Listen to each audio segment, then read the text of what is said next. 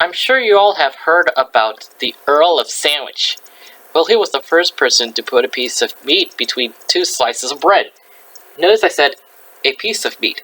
Somehow, since the sandwich caught on in America, the slices of bread have been pushed further and further apart as the filling gets bigger and bigger. I see in a sandwich and only hippopotamus mouths could accommodate. You know the kind I mean, in those popular her delis where they use the whole cow to make two pastrami sandwiches. Will you bring it to your mouth and it hit your nose and your chin? There's just no way you can wrap your mouth around it without needing jaw surgery afterwards. A far cry from those little tiny gibber cover sandwiches that the Queen of England knows. Yet the sandwich is one of the most versatile meals ever invented. Imagine a picnic or a brown bag lunch without a sandwich. Everyone has their favorite sandwich. How many times while you were growing up do you think you ate peanut butter and jelly or a grilled cheese sandwich? Probably hundreds of times. My favorite was always just mayonnaise by itself with white bread. I was the purist. A sandwich is what we always go for when we want something convenient and quick. Sandwiches were probably the first takeout meals. They're so easy to take along with you. Now let's look at some of these all-American sandwiches. First of all, ooh la la! The grilled cheese sandwich. It doesn't sound so bad, does it? A couple slices of white bread, a couple ounces of cheese. But wait, that's not all. They buttered the outside of the bread so that will be brown nicely on the grill. So these are the carbs you will have to count for a grilled cheese sandwich. 2 bread, 2 meat, and 4 fats. 2 for the cheese, and 2 for the butter. I don't know about you, but grilled cheese always made me thirsty, and it often gave me heartburn. That can happen with cheese that's very hot and melted. How about the popular club sandwich? Do you love that one?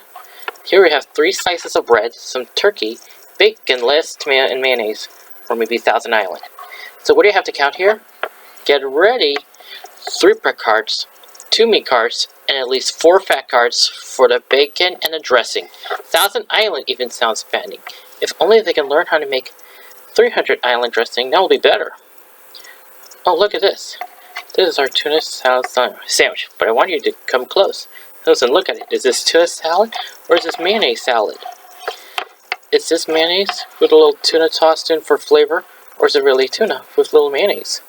The only way you can really know for sure is when you make it yourself. Every restaurant you order in is going to be different, but you can be fairly sure they're going to use more mayonnaise than less. So to be on the safe side, when you order a tuna salad sandwich, you need to count 2 bread cards, 2 meat cards, and 3 fat cards. Now, we have the good old sub! Now, why do you call this a sub? 2 reasons. Well, it looks like a sub, and second, you feel like a submarine after you've eaten one. It's practically a loaf of bread, and look at all this stuff inside. I think the people who make sub sandwiches, well, you used to work in gift wrapping. Look how nice they fill those little cute cuts. Well, there's layers of ham, bologna, salami, pepperoni, and a couple of other lunch meats, as well as cheese, mayonnaise, or dressing. And they add a bit of token lettuce and a slice of tomato. You have to count at least. Get ready. 8 fat cards, 6 meat cards, and 4 bread cards. Well, quite frankly, I just don't think it's working. Or it's worth it. But don't give up. Sandwiches can be terrific as long as you keep track of a few things. Remove the top slice of bread and eat your sandwich open face. Now, it takes a little assertive of a person to do this, who will save you a bread card. Don't ever let them put mayonnaise on your sandwich. Ask for it on the side if you like, and measure out what you can have. Remember this, 1 teaspoon, that's a little spoon, is a fat card. Here's something else you could do. Take half of the filling out. It's usually way too much anyway. Or half a sandwich with soup or a green salad for a good lunch. Now, when you order a sandwich in a restaurant, the waitress nearly always says, "Fries, coleslaw, potato salad, or fruit?" And what springs first to your lips? Instant reply, well, it usually starts with F. And if it's fruit. You know who you can always get potato chips. And a pickle. Remember how we counted on 12 tortilla chips? Well, we did the same thing with potatoes, and you get 16 potato chips, and that's 1 ounce. And that equals 1 bread and 2 fats. And the pickle order, well, it's a green card.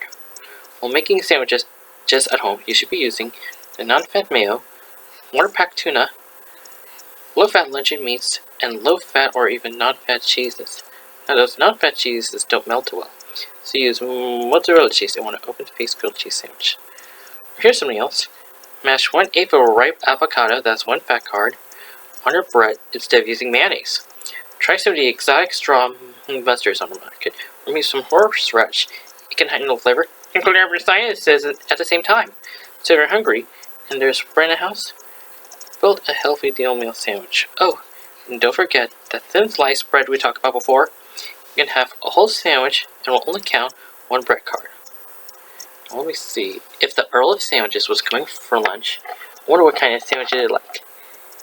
You know, I wish I could imagine him. In my opinion, the sandwiches is one of the greatest inventions of all time.